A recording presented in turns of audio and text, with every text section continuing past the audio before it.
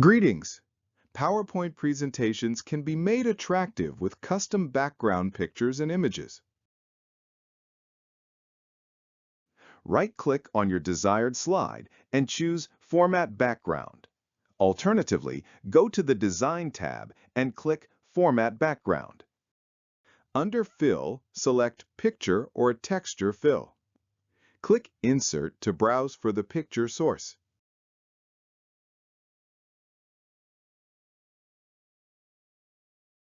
Click Insert.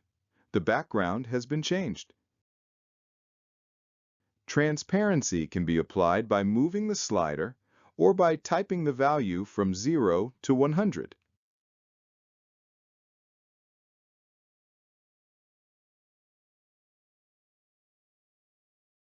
Click Apply to All to apply your new background to every slide in the presentation.